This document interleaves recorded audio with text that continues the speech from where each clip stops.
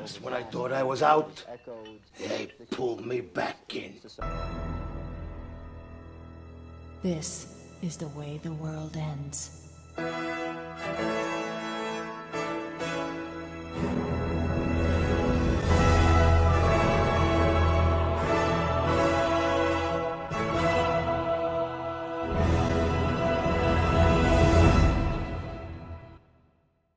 Oh no, Kamen is making a video essay where he talks about Life is Strange. Come on, Kamen, get yourself a new punching bag! Look, I completely understand. Do you understand? But considering that I didn't really give True Colors a proper essay, I feel this is something that's a long time coming. Life is Strange True Colors is a bad game. You're goddamn right. It's not the worst game, but it's a game with problems. And while I want to rip this game into multiple pieces and break it down, I really don't have a lot of interest in making a huge essay about this game. I'm saving that time sink for something a bit more entertaining this summer. So, I'm gonna boil this video down into 3 segments: plot and pacing, characters, and fear of failure. These are essentially the triforce of what I think this game is bad. So, I'm gonna be mean, mostly to this game, but at some other things, so get ready. Sit back, crack open a drink, and let's get your game on. I'm your host, MangaKamen. Oh, and spoilers, I guess.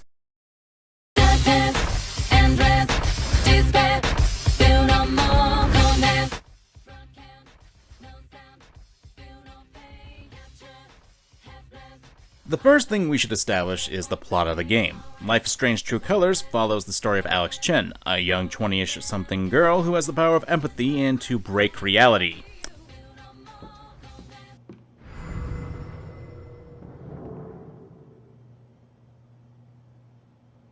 And cause people to spontaneously T-pose, apparently. What emotion is this? She's come to the town of Haven Springs to reunite with her brother Gabe, who promptly dies in the first episode, and the rest of the story is focused around that mystery. I know it seems like a pretty big plot reveal that I just threw at you guys for the first 5 minutes of this video, but hey, I'm just getting myself in the Deck 9's mindset for this. Because believe it or not, it's not a spoiler because the official YouTube channel of Life is Strange had its trailer blatantly saying that Gabe was dead. Except Gabe is dead. This one's for you, Gabe. 'Cause there is no cock like horse cock. Send your asshole into shock. You need. I brought this up in my initial video, but it's necessary for me to say that this is something that I hate about trailers nowadays. Whether they be video games, movies, what have you, I hate when creators do this. When they spoil something this big. Because instead of trying to have me get into the mind of Alex, you're effectively making me go, alright, how long till Gabe dies? Ryan, look out! Ah, Ryan! In addition, because of this, I don't have any real incentive to invest time and interest in Gabe. He's gonna die, so what's this character even matter to me? I'm sure I'm getting some smartass in the comments saying, well, I didn't watch the trailer, so it's not a problem for me. Look here, dipwad. If I had to suffer the inane complaints from people who complain about spoilers, Deck 9 can certainly suffer the same fate when they actively choose to include this factoid in their trailers. So if you didn't watch the trailer and are a fan of this series, which I highly doubt are one and the same, good for you. That doesn't mean jack to my criticism. Asking the audience to care for a character they know is destined to die in the plot of the story is a tall order. Some can deal with it, others can't, but either way, it's a risk that in my opinion didn't pan out. Why should I care for the brother when I know he's going to die in the story? Even if he's important to the town and Alex, that doesn't mean jack since I, as the player, do not care for him. He's essentially just a plot device. And even when we're shown the funeral afterwards of how Gabe affected the people of the town, which is highly manipulative and trying to play up even more how Gabe was important to the town, which was about 5 or 6 people at this point, there's a lot more wrong with this scene, but it has to do with the characters, and we'll get to that during this section when I talk about the characters. But yeah, we're now on chapter 2 of 5. Now, I'm not going to go fully in depth for the story since I respect your limited time on this planet, and I plan on saving that for something more important to me.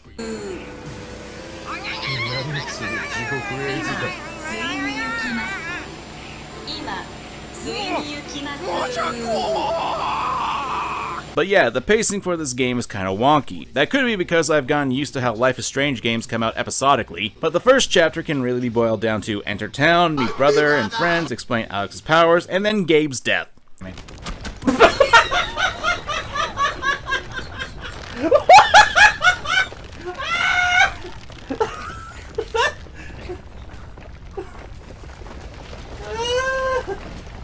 Throughout that, there are time wasters. And that has to do with the two separate issues, gameplay and poignant scenes. Gameplay is usually the two to talk about. Since it's been a staple of the Life is Strange series, the most infamous is the bottle collection scene in the original game. You'll be gated off from continuing the story until you decide to go around clicking on the right thing in order to continue.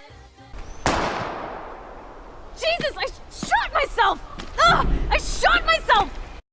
Good. Now, this isn't a problem for second playthroughs, but I figured that I'd bring this up since the critique I did have, since you actually have to know what you're doing to do this. But it's still busy work in an attempt to pad out the game. Speaking of padding out, there are times of poignant music cues. It's something that a lot of Life is Strange likes to do, and in some of Don't Nod's other games. Now, while I can appreciate the ability to skip them, the fact that these show up so often did turn me off to them. Right off the top of my head, in the first episode, you've got the scene at the bridge, the record dancing scene, and Alex singing a song on guitar, all in the first half of the first episode. Look, I know that the series likes to play some indie or whatever music YouTube's copyright system loves to claim and screw over creators, and while it does have its certain charms and can be used to set the mood, Life is Strange abuses this tactic to the point where it's gotten more preferable to take a rock to the chest than going through this again. In the previous games, Life is Strange used this tactic mostly at the end of the chapters, with the occasional additional music number every once in a while. But even then, I still see it as a problem, as it's used as a means to manipulate the emotions in one of the laziest ways possible. Putting some indie music over any shot with halfway decent cinematography isn't anything to be proud of. If a TikTok dog playing with D20s made me feel more genuinely emotional attached to the character than this, then that should be a sign how cheap this tactic is. It's not saying anything and comes off as extremely lazy to me. I wouldn't even have that much of a problem if it wasn't used so often, cause genuinely, I believe this is the best looking game in the series, at least until it starts messing with popping in textures and characters. Oh, sorry, I fell asleep for a minute. What the hell was that? Did I go crazy for a moment? I thought I saw a graphical jump. Yep! Oh my god! Graphical jumps! Oh my god! $60! $60!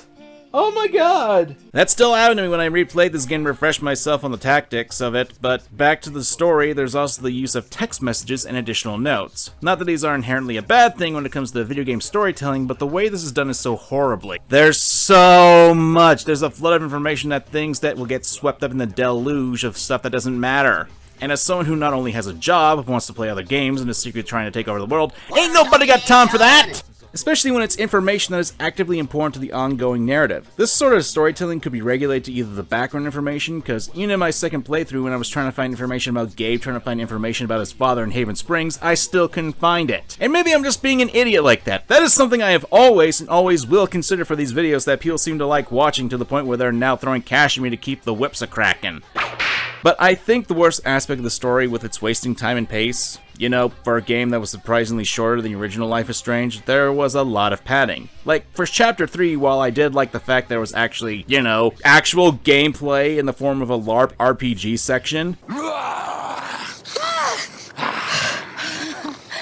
Okay. It's a wolf. 4 damage.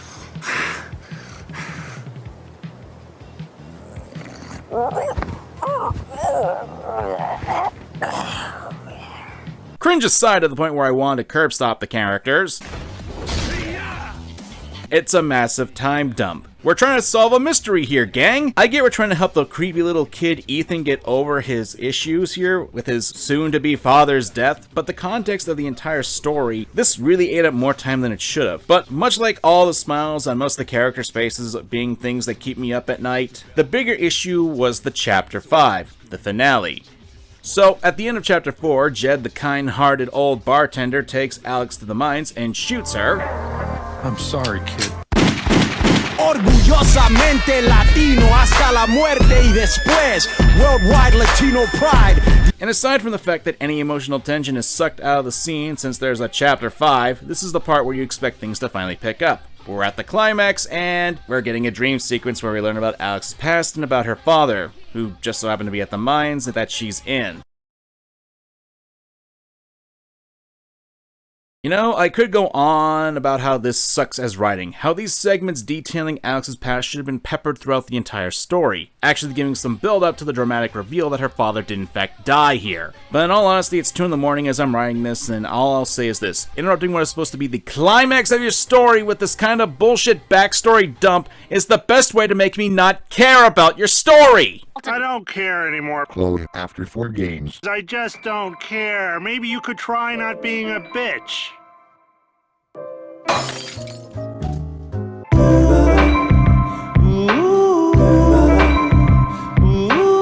Alex Chen is probably one of the most polarizing yet flat characters I've ever played in a game. Oh, I'm sorry, were you waiting for a punchline of sorts? Sorry, but I don't feel like it. Editor put something goofy on the screen to make up for that. Listen, son, you're a fucking disappointment. I don't want you going out there and being yourself. My problems with Alex are the following. She's stupid, she's inconsistent, and also probably the most emotionally manipulative characters in Life is Strange. And that's saying something considering I've made my thoughts on Chloe very apparent if you've been watching my channel in the last year. At least Chloe, when she manipulated Max, it was more standard fare. It wasn't a supernatural force. Back-talking mechanic in the prequel notwithstanding. Now, I'm getting ahead of myself. Let's talk about why I think Alex is stupid. Here it comes. And this doesn't really have to do with player choices, since events will occur regardless of your meaningless choices. Take for example, Big Mac. Now, he's an idiot too, because all he had to do at the wake to not get people suspicious of him was to keep his mouth shut. Then again, this is the same guy who thought that Alex would lie for him about beating up Alex's brother right after the event happened. So maybe my expectations for the guy were a bit too high. But Alex, well, after Gabe's death and Big Mac's announcement, Alex goes after the guy in order to get information from him. And after a sequence of symbolism that could beat you over the head with a baseball bat, you confront him to get information. And you do. But you can't really do anything with the information. This takes place in the year 2019. Plenty of recording devices exist, and Alex has a phone that can be used to record whatever Mac admits. But because she decided to do it in this way without recording anything, she has no evidence. So it can't be used as anything to prove that the big, bad, evil corporation Typhon, who caused Gabe's death, ignored Big Mac to stop the blast from happening. Stupid! Oh, and since we're on this scene in particular, Deck 9, I know you are probably not going to watch this video, but I'm saying this anyway. When you offer a choice that says walk away, I actually expect the character to, you know, walk away. Not intentionally make the guy who had obvious suicidal imagery playing feel worse. Maybe you didn't kill him, but you could have done something. You could have spoken up at the wake, or told the police what really happened. And you didn't. I didn't have a choice. You always have a choice.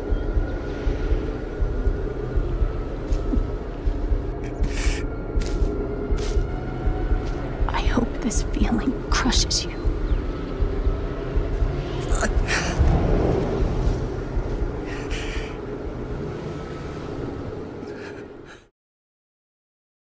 She's a fucking crazy bitch. Like, yeesh. Thank whatever deity's sitting in the heavens that 96% of players chose that route. If that's what you consider walking away, then that explains a lot of issues with this game. Now, for the inconsistency part, this doesn't have much to do with her character as it's with her powers. Like, we're shown that she's able to mirror the strong emotions of others, like when Big Mac was beating up Gabe, and then the ass-whooping that followed. Away from him!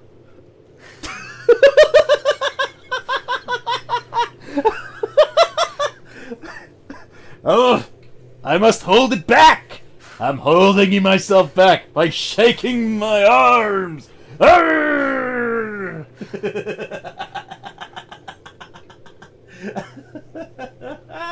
Arrgh! Right, this scene. Why did they do it like this?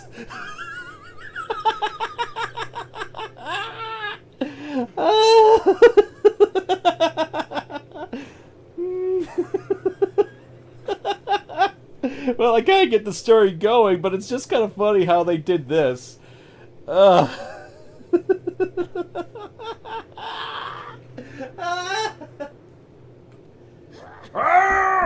a fire in my laser! Ooh! It was actually really interesting and added a twist to the powers that Alex had. It gave me the idea that we'd have more incidents like these, and Alex would have to try and learn how to control her power so she wouldn't lose control every time someone felt strongly. Nope. While she is influenced by other people's emotions, it's not to the same extent as Max. Even when dealing with Ethan's fear, it wasn't that bad to affect her from saving him. Hell, when Ryan's considering jumping, Alex doesn't get the same affected as she did with Mac, so that goes nowhere. And don't get me started with the BS that is stealing people's emotions. A power that Alex just so happens to develop and knows how to use right off the bat. That doesn't make any goddamn sense. What, did Alex get hit with the arrow from JoJo's Bizarre Adventure when I wasn't looking and get a new stando power? And then there's the Jed scene at the end. Hey, I told you I'd be spoiling this game. I have a real problem with the ability to freeze everyone and then forcing confession out of Jed. And I have to make it clear, no, I'm not defending Jed's actions, and he's just as big of an idiot as Big Mac over there, but I find this to be really disturbing since apparently Alex can just force emotions and stop people from doing whatever she wants.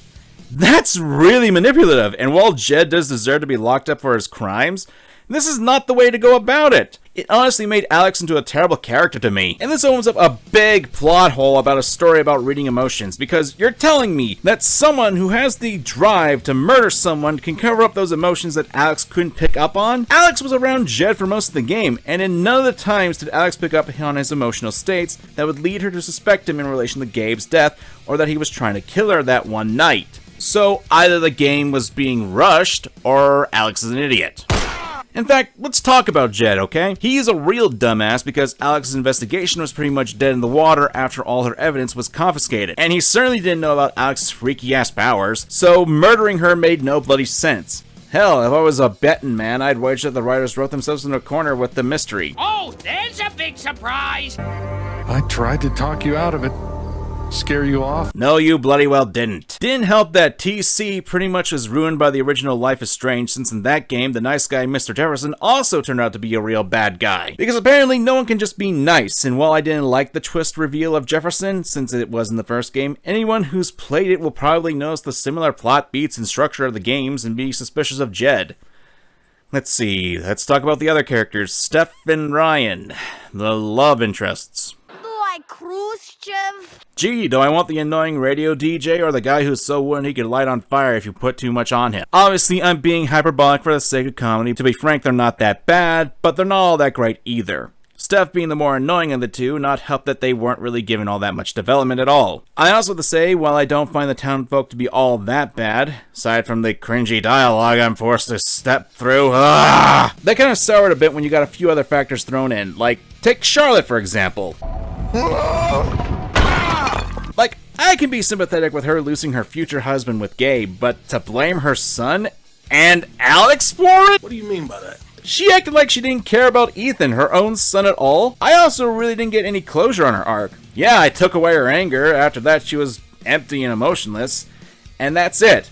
Like, did you want your son to be dead instead? And blaming Alex? Yes. Gabe's sister? Yes. Charlotte tells Alex that ever since she entered her life, she's been messing things up for her. All I know is everything falls to shit when you're involved. There's something wrong with you, Alex. And now there's something wrong with me. How exactly? By saving your son? And you blame Alex for killing her own brother? Wow! What a bitch! And then there's the rest of the townfolk. Chapter 5 really soiled this. Like, I understand that they all trust Jed and have the possibility of not trusting Alex, but she's bleeding right in front of you! Can you call an ambulance? Now, let's have this young woman whose kidney is slipping out of her body and has an obvious gun wound on her head, the silent treatment. Are these how humans act nowadays? That they let a girl bleed herself to death in front of them? Also, it makes no sense why Steph or Ryan can turn on you here. They know almost everything that Alex knows and know about her powers. There's no reason for them to turn on you other than drama. It's all pointless anyway because the debate or what people think of you doesn't matter. Alex just mind crushes Jed either way, and that leads into the final segment.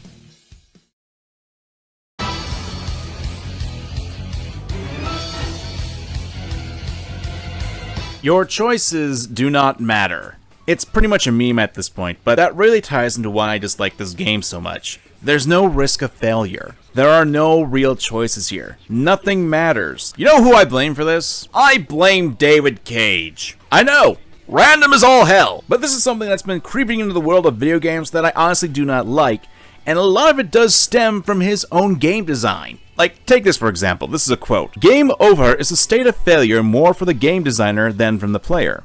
Then again, this is the same guy who said this. But yeah, the sentiments are there. No matter what you do in True Colors, you'll stay on the pathway. There's no chance for failure, there's no chance of messing up, you are stuck in the hallway. Sure, you can choose a different door, but it'll lead you back into the same hallway. When I see a game that tells me my choices matter, I actually don't believe them anymore. Hell, at this point, I'd say that Life is Strange is worse than Telltale at this point.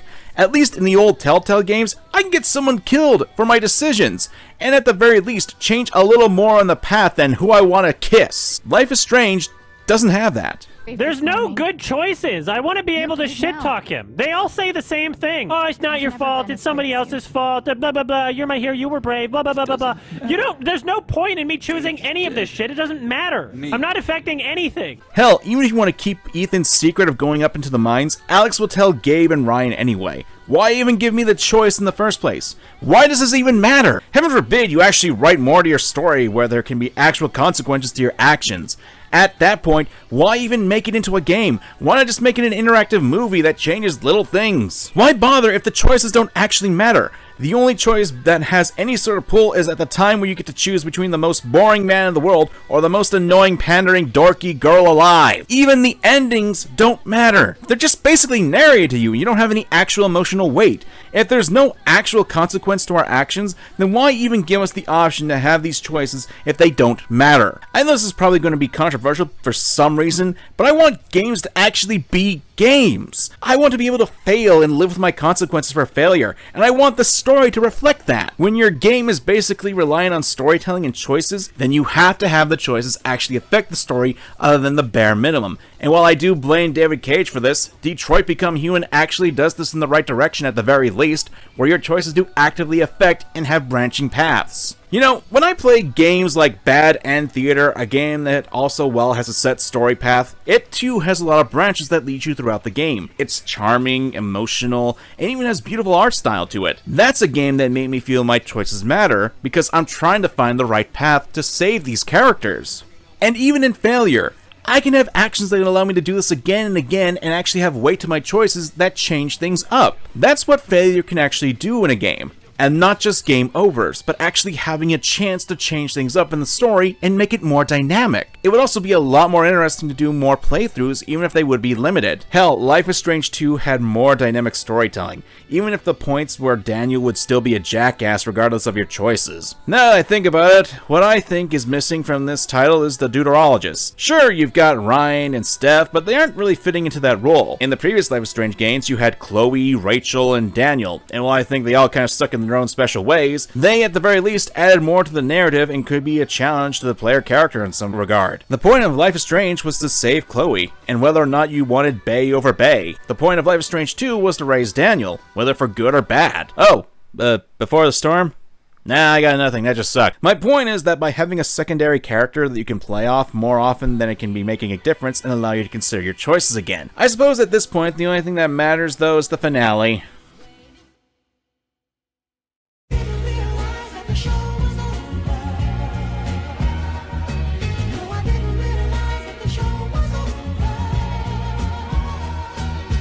I don't think it'd be any surprise that I'm making this video saying I don't really like Life is Strange True Colors. And this is me being easy on it. I know, aside from the yelling. Aside from the technical issues I had to deal with the game, during my second playthrough, these sorts of issues continue to pop up. Granted, that's to me. If you disagree with me on this or feel like these aren't problems, then who am I to take this joy away from you? I honestly don't mind if you guys enjoy these games or can ignore the issues here that I have to deal with. I'm just a YouTuber who likes giving his opinions on things. Sometimes I'm right, other times I'm not, and you can disagree with me. But I still don't care for the Life is Strange game series. And who knows, if Deck 9 or Don't Nod continue this series of games, I'll at least give them a... now he's hopping again. Oh my god!